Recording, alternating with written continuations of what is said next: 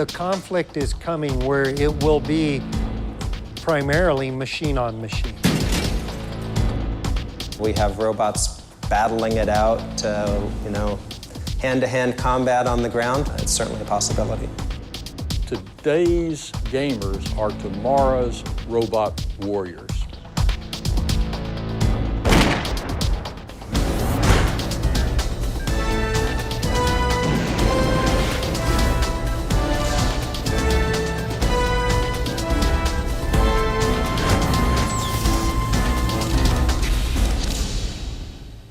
One of my most vivid memories as a foreign correspondent was standing here when Iraqi missiles were coming in from outer space, crashing into Tel Aviv. American Patriot missiles during that Gulf War were firing back, trying to intercept the Iraqi rockets. It was an unprecedented technological event at the time. And during my many years as a foreign correspondent and covering many wars in Europe and the Middle East, I've seen how technology plays an important role.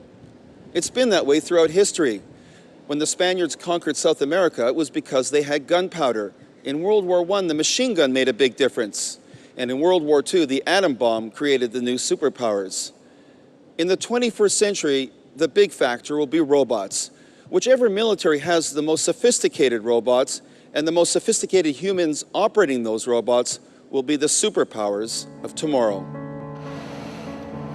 Tyngsboro, Massachusetts, just off the Merrimack River. Officer Tim Murray from Boston's Logan Airport's bomb squad is returning a faulty robotic arm for repairs. This is forward, this opens up. Brian Hart's Black Eye Robotics built this Landshark to neutralize car and suicide bombs. It blasts suspected explosives with powerful jets of heavy water to destroy detonators. It was Logan Airport where two terror teams had boarded flights that destroyed the World Trade Center on 9/11. This bomb squad never wants a repeat. The Landshark robot is one of their weapons.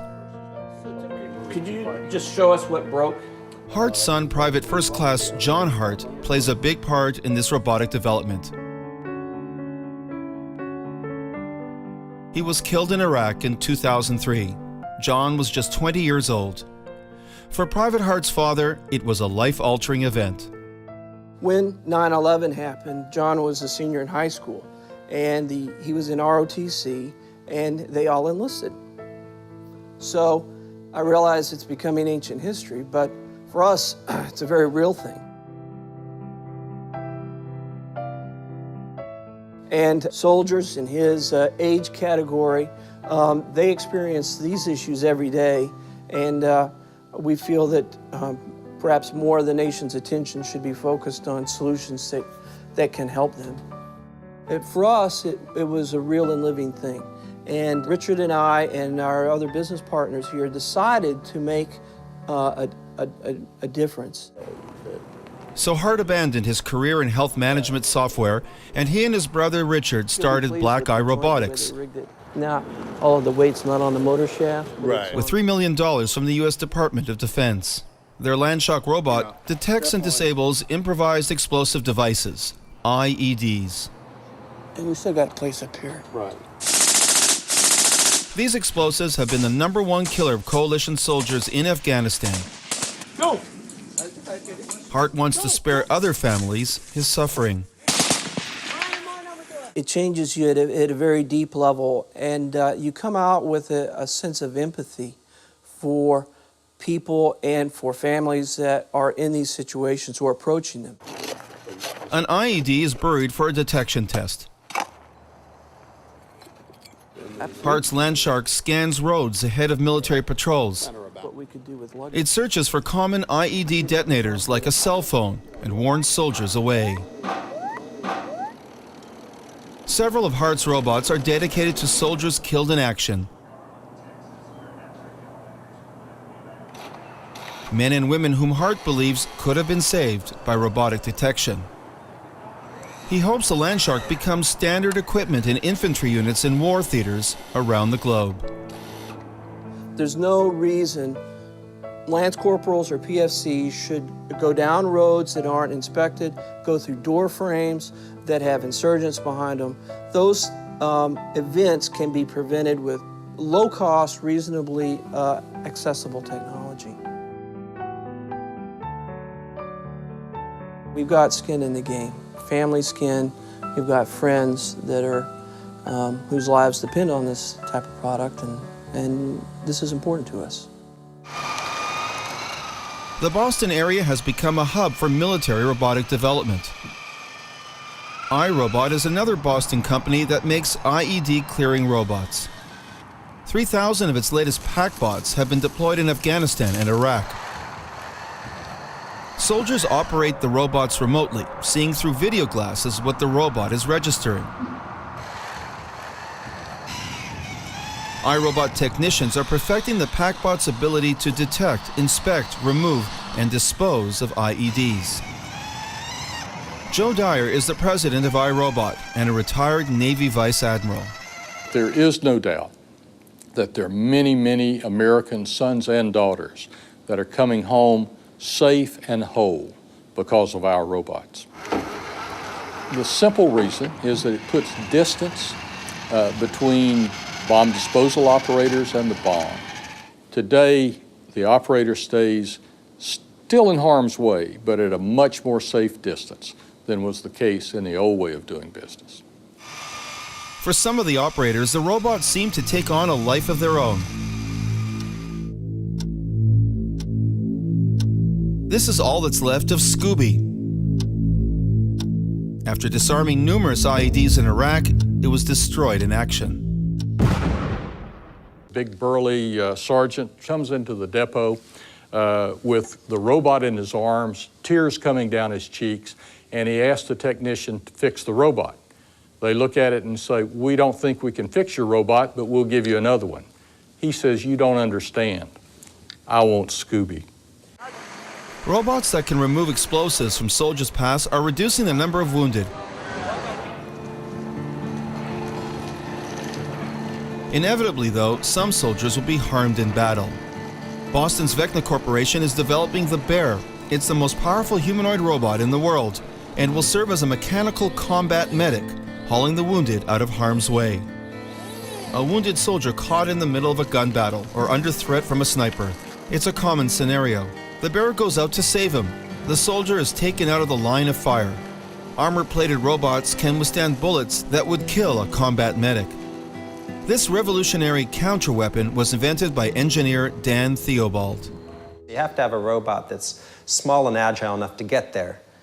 Now, once it gets there, you have to have a robot that's strong enough to actually grab that person and get them out of harm's way as quickly as possible. So you need a lot of agility, strength, and speed, and this robot is really the first robot in the world to combine those three.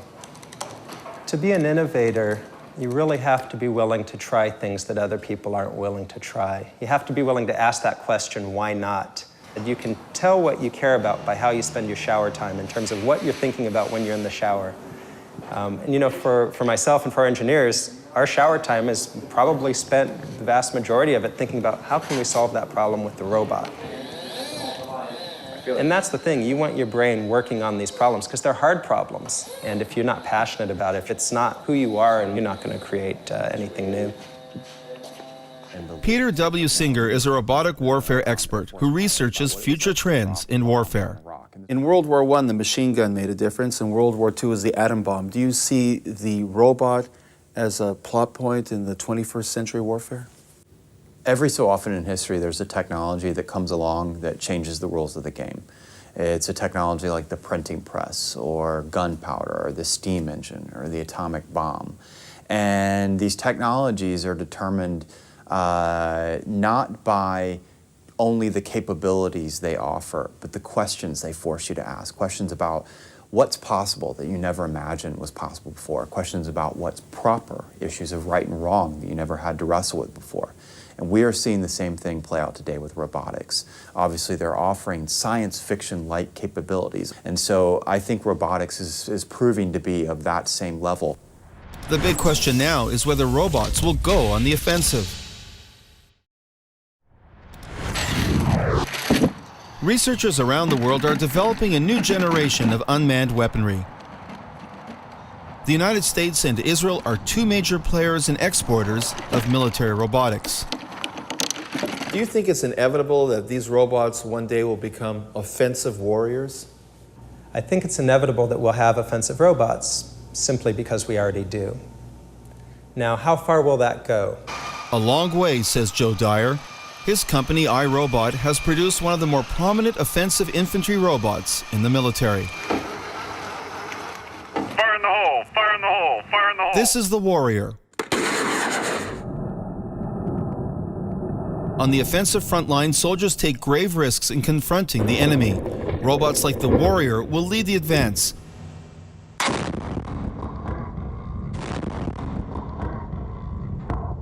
And that means less exposure to enemy fire for human soldiers. Road clear. Proceed forward. We're on this side of the battlefield. The bad guys are on the other side, and we need to get from where we are to where they are. Now, that's never a trivial task, but in this case, it's especially challenging. It's challenging because they've placed landmines to protect their position. And to get to them, we've got to get through the landmine field. What we did with Warrior was to equip the robot with this piece of equipment such that the robot could go alone into harm's way, clear a path where we can follow. Sophisticated robots are also taking on more offensive roles in the Israeli military, primarily because this army has a relatively small fighting force. In this training exercise, a special forces team is simulating a coordinated entry into a building. There may be gunmen or booby traps waiting for them. In the past, they would have shot their way in, but now they throw in this iDrive robot.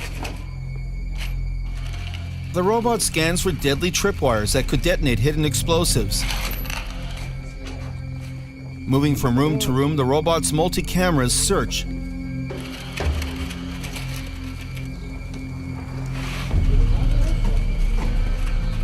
They expose a threat. The force moves in knowing exactly where the danger is. Casualties are minimized. Robots like these are built for today's soldiers who grew up in the digital age. Today's teenagers can literally put their head in the game. They're a participant in the virtual world. My generation still looks like that as a guy sitting in front of a screen with a controller. That's an important difference. And today's gamers are tomorrow's robot warriors. What do you see the role of the robot in an infantry unit? We're talking about the introduction of robots where you can actually assign a mission, where you can say to the robot, breach the door, and the robot will have the capability to carry out that mission, much as your battle buddy would in humankind. 50% of military casualties occur within 100 yards of the enemy, at the point of initial contact. Robots like the Bear will probably become the frontline soldier exposed to that enhanced risk.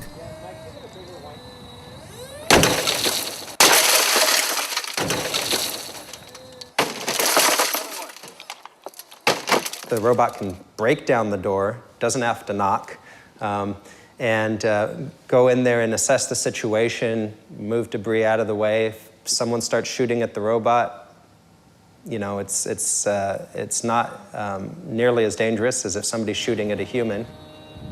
The U.S. military has spent $5 million on developing this robot. So we've got a human-like robot, arms that have many of the degrees of freedom that a human has, but the robot's able to lift 500 pounds. Could pick up an egg or a light bulb without breaking it, but at the same time, lift up a 300-pound object with an iron grip. The robotic option gives you the possibility of non-lethal action. How does your robot save soldiers' lives? The robot absolutely would have more options than a human being, and this is because the robot's life is not at stake. When a soldier is confronted in an uncertain situation, it's kill or be killed. With a robot, the risk of human life is much lower. Therefore, the robot would have more option of using non-lethal means to subdue the enemy than a human combatant might. The Israelis have moved robotic infantry to another stage. Armed unmanned robotic vehicles like the Guardium are patrolling Israel's borders with Lebanon and Gaza. The robots and non-infantry units are exposed to hostile rocket and gunfire. Infantry robots can also move with the forces from above. This is an HAV, a hovering air vehicle, produced by Israel Aeronautics Industries. It can deliver ammunition, it can deliver water, it can deliver batteries to soldiers in the battlefield. And in the desert mountains surrounding Albuquerque, New Mexico, Honeywell is testing a different HAV, the Tarantula Hawk robot. It's a hovering air vehicle being used in Iraq by U.S. infantry. The T-Hawk is less than 2 feet long and can fit into a soldier's backpack. The control stick is simple to use. Like the Israeli HAV, the Tarantula or T-Hawk uses a revolutionary technology to fly. The system actually flies not by thrust coming out the back end or the bottom of the aircraft, but it actually flies because of the air being sucked into the duct. That suction action actually causes lift. There's a region of low pressure, if you will, above the aircraft, and that low pressure is causing the aircraft to be pulled into the air rather than pushed into the air. Honeywell engineers came up with the unusual approach in what they called their war room. Floating in the skies, the Tarantula gives a bird's eye view of narrow alleyways, exposing a hidden sniper or an ambush in waiting. We sat down and brainstormed, how can you make a hovering system safe? Well, one idea was tie a whole bunch of balloons to it. Balloons are safe, right? Another idea was, let's make it work like a big vacuum cleaner where it's sucking air and blowing air out the back end, and that'll make it fly. Another idea, well, let's just wrap a big shroud around the rotor, and that will make it safe. It's free-form thinking to get the creative juices flowing, and that brings a lot of energy. I really believe an innovator does have to be a kid at heart, a kid who likes to think outside the box, think of putting things together in ways that you have not before. It's kind of like a game of hide and seek. With robots taking on more combat roles, has the fighter pilot become obsolete? Welcome to robotic fighter planes.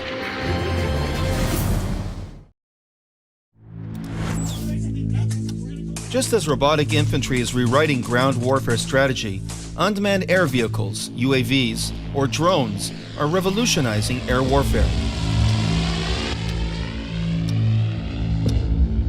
American drones like the Predator, Reaper, and Global Hawk have been attacking militants in Afghanistan and Pakistan. During the Gaza war in 2009, Israeli Heron drones hunted down threats and provided reconnaissance during fighting with Hamas forces. Far from the front, Israeli drone pilots were seeking out Hamas soldiers from a secret command and control center.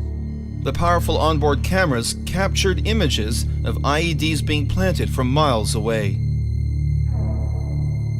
The drone cameras lock onto the target. Militants run for cover.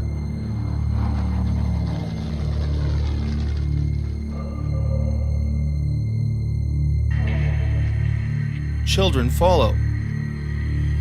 The pilot holds back and waits. Not sensing the far-off drone, a militant armed with a rocket moves into view.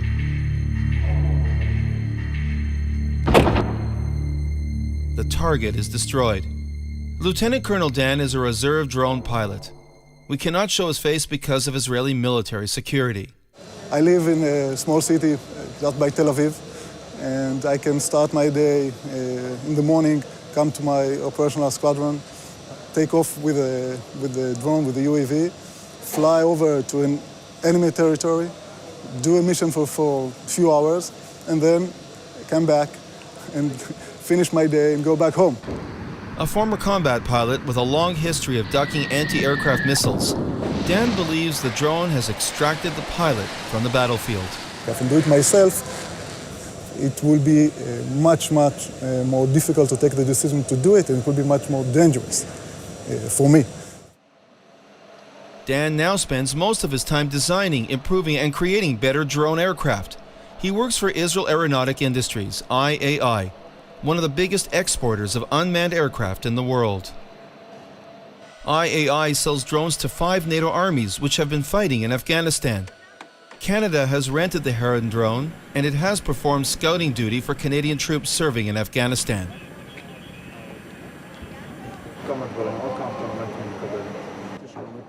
The Heron drone is especially effective because of its detection devices. One of the most penetrating image systems is the SAR, the synthetic aperture radar. The radar sends signals towards a location and translates the signals into a detailed image. It can see through fog, mist, day or night. Avi Sefati is one of the SAR's innovators. This is a SAR image of a field in the Golan Heights taken from 90 kilometers away on a cloudy night. This is the Golan Heights, by the way. And here in the center of this image, there are some irrigation sprinklers. Imagine that you can see these small objects in the dark. This is, for me, a magic. Israel's Contrap makes the DSP-1 camera. The drone can spot missiles, threats, and hideouts from a distance of many kilometers.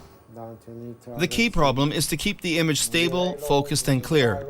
The technology mimics how humans use their necks and eyes. We've got the neck, which moves right, left, up, down, and the eyes, which do the same movement. But when we're in a motion, the eyes do the very precise stabilization to give us our brain to see a stabilized image. It's that stabilization that allows pilot operators like Lieutenant Colonel Dan to spot snipers and threats planting roadside charges. Israel recently unveiled its latest UAV, the Heron TP. It is fundamentally an unmanned bomber capable of reaching Iran. The drone has a wingspan of a Boeing 737. It can stay airborne for more than 20 hours and fly at an altitude of 45,000 feet. The pilot focuses on the target, and the plane flies according to his point of view. He points out the target, and the plane modifies its flight to keep it in the crosshairs. The Heron is programmed to return to base by itself if it loses contact with its handler. Shimon Sarid is a drone developer. To be a great innovator means that you must have a great out-of-the-box idea, and you must also have the courage and the energy to push it out of the box.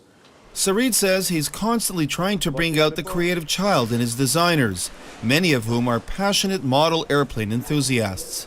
They have a hobby, a strong hobby of building and flying model aircraft.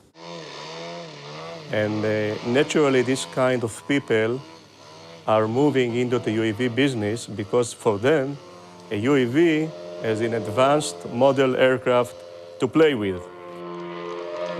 And some of them are highly rated around the world in their model aircraft specialty in international competitions. So we have many people here that their hobby and jobs are combined. And I think that's the win-win situation. We don't have to wait until somebody will have operational need for it. Our experience shows that if you have a good idea, you just implement it into your product, and somebody down the road and very soon will find the operational need how to use it. The U.S. Navy's creative idea is a robotic fighter jet capable of landing on an aircraft carrier, the X-47B. It will be able to execute maneuvers at high G-forces which a human pilot could not withstand. Robotic fighter bombers is the future.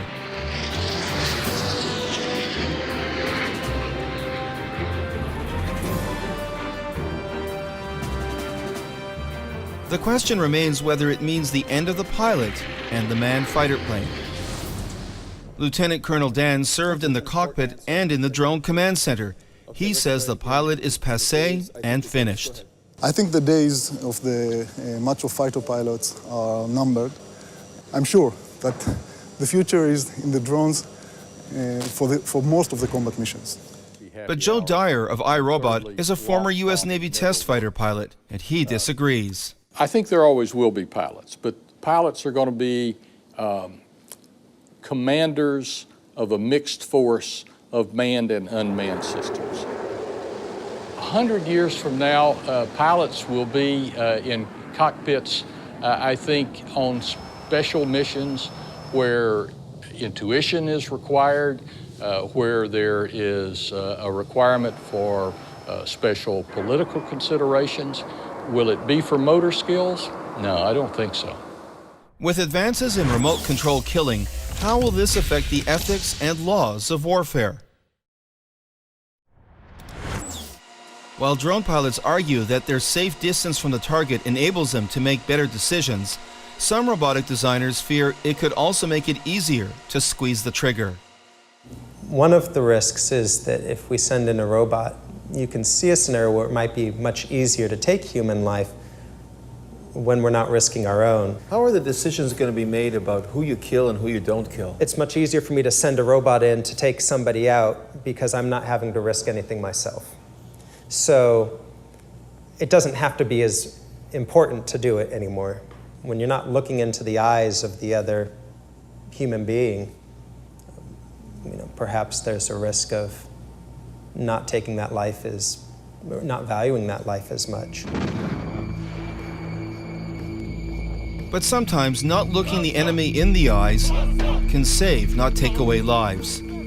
If a ground force were to come across these abandoned buildings in a war, they would probably shoot first and ask questions later. Fearing an ambush, they would not take chances. When reconnaissance robots move ahead of the force, they could spot frightened civilians who have fled the fighting and their homes, hiding in the ruins. Robots discovering hiding civilians would save many lives in battle.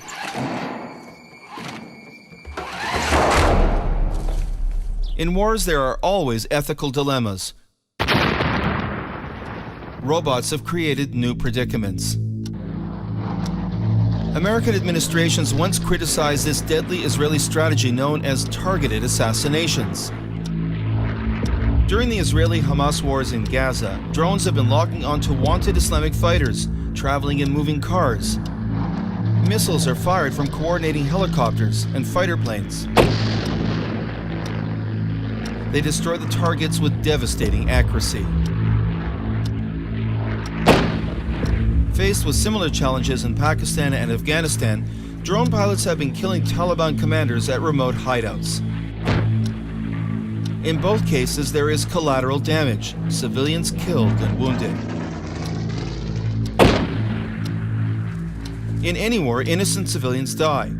Israeli drone pilots like Captain Omer contend that 21st century technology ensures those unintended consequences are kept to a minimum. There were dozens of occasions where we were on a terrorist. We were just tracking him and waiting for the right time to act. And at the last second, we just stopped any fire because we saw him getting into a school. From, let's say, approximately 30,000 feet, I can define between a man and a child to make sure that I'm bringing the right target in the mission. But there are many examples where Israeli and American drone pilots misread the drone's video image. They rely on satellite technology to communicate with the plane. That means when a drone pilot in the western United States locks onto a target in Afghanistan, the image is at least 2 seconds old, and that could lead to unintended civilians being killed.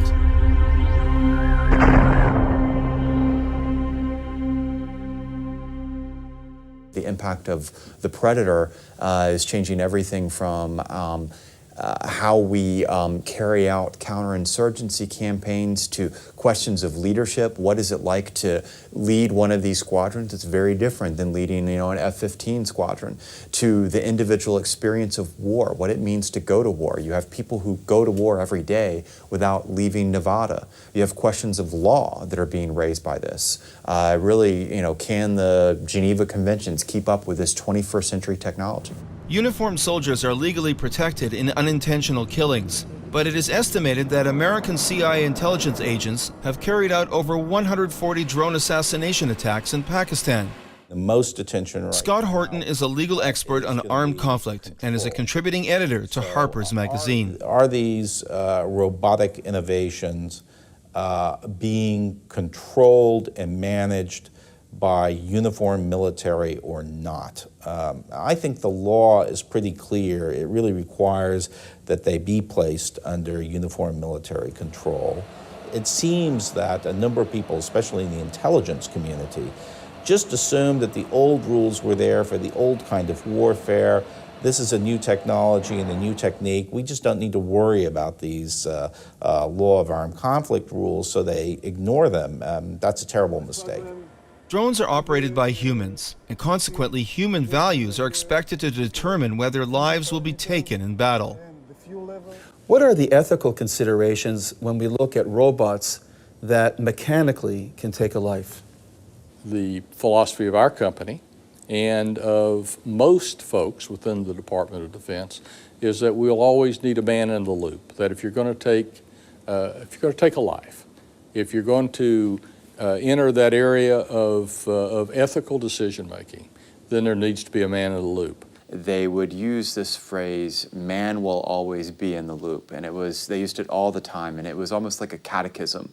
And yet, when you tore it apart, actually we were not living up to that catechism. The definition of what our role in the loop is changing. So for example, if you're in Iraq or Afghanistan, there's a system called the CRAM, Counter Rocket Artillery Mortar System. It's basically an automated machine gun that shoots down incoming rockets and artillery fire. Things are moving so fast that the human reaction when you've got a rocket coming at you is basically you can get to mid-curse word, "oh crap," and that's about it. So the system responds. Now, we're in the loop. We can turn it on, we can turn it off, we can veto what it does. But in that 0.4 seconds, we're not doing that.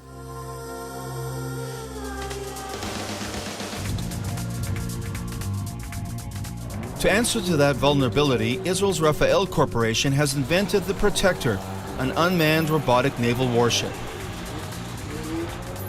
The boat is armed with sophisticated cameras and Typhoon weapon systems. With no one on board, it's like a ghost ship.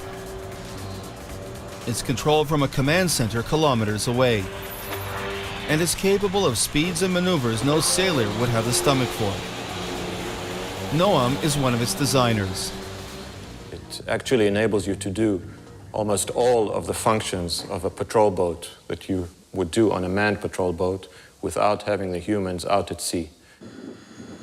During Israel's conflict with Lebanon in 2006, 4 sailors were killed when an Iranian rocket hit their SAR-5 gunship. The incident prompted Noam to push forward with his design for a vessel that would be unmanned. My son is a combat soldier, and I need to relate to that when we develop systems like this that enable us to remove our loved ones from the threats and enable them to operate these systems remotely without being close to the threats. The Protector could be helpful when larger naval ships have to engage smaller, more agile naval combatants. It could have saved lives on the USS Cole. In 2000, suicide bombers armed with explosives attacked the U.S. Navy destroyer from a small speedboat off the coast of Yemen. The blast ripped a gaping hole into the hull. 17 soldiers were killed. Al-Qaeda claimed responsibility for the attack. And American unmanned naval ships are in development as well. We look at things like the new U.S. Navy littoral combat ship will arrive on the coast of a bad guy country. Before anyone ever goes ashore, or before it even positions, it will have launched UUVs, unmanned underwater vehicles, to clear minefields and to gain safe access. It will launch UAVs to get God's view of the beach and the bad guys. You'll have the up-close and personal view via ground robots. You'll have much better situational awareness than ever before thanks to unmanned systems. It's an unprecedented war of robots on the attack, operated by soldiers far from the front line. For American and international jurists like Scott Horton, that is a growing problem for the laws of war. For instance, drone operators were recently chastised in an internal investigation by the Department of Defense because they misassessed over a long period of time information that was coming back from a Predator drone that was in its surveillance mode. They saw threats, they saw weaponry which were not in fact present, and that led them to take a fatal decision to use lethal force that killed a large number of innocent civilians. Drone pilots disagree. The UAV operator is not preoccupied with the dangers facing a fighter pilot flying over enemy territory. Because you're flying and performing the mission with less pressure and you're not afraid on your own life, but what leads you is the responsibility for the lives that are now in the combat zone, that make sure that you will bring the right result in the right time with the minimum uninvolved citizens being hurt. I don't think we're headed towards Terminator world anytime soon, but really we are seeing a greater use of robotics, and really what's playing out is trying to figure out what roles are appropriate for humans and what roles are appropriate for the machines, and how can you team them together in the most effective manner. Wait till it gets ever more smarter, ever more autonomous, then it's really going to be revolutionary. And that revolution is taking place right now with unprecedented technological breakthroughs.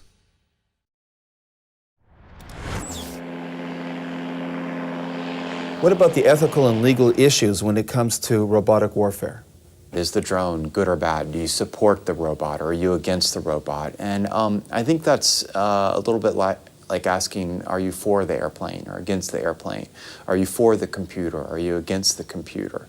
Are you for the automobile or against the automobile? And I mention those examples because those are the ones that people say we're at with robotics right now. In terms of its historic parallels. You know, Bill Gates, the founder of Microsoft, says that we're with robotics right now where we were with the computer around 1980. The second Guardian UGV was sent out on perimeter patrol to protect our force.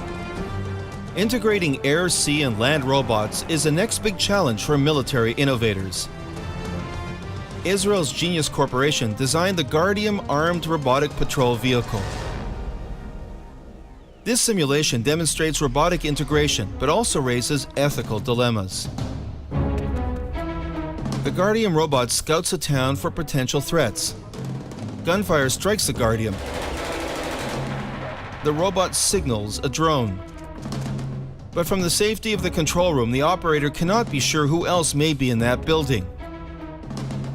The drone directs a missile straight to the target that would wipe out the threat, but it could also kill innocent civilians.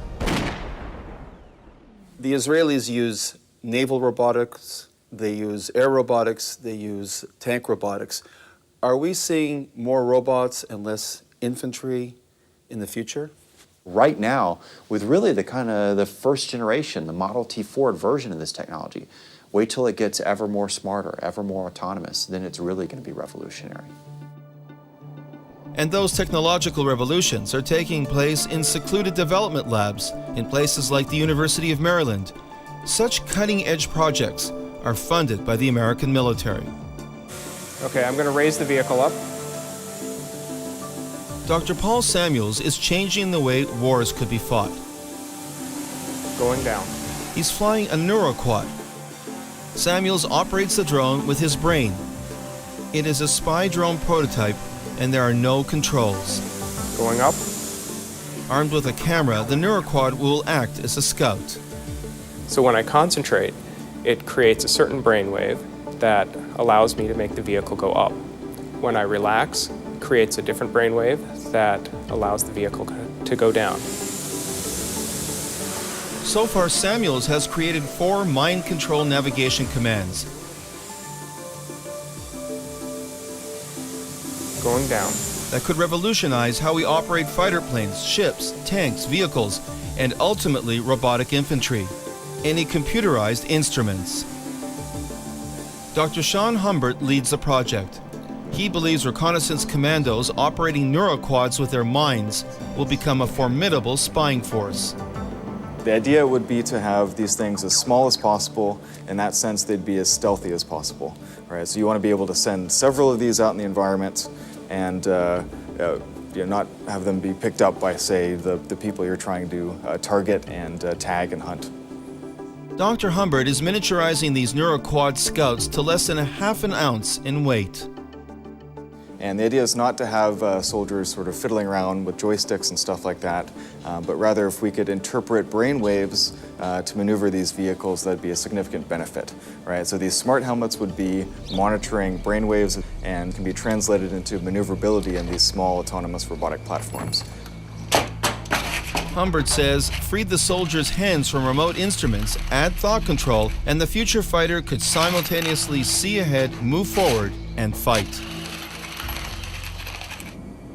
Humbert's team is also developing insect-like robotic spies. The scientists are closely monitoring bird and insect flight.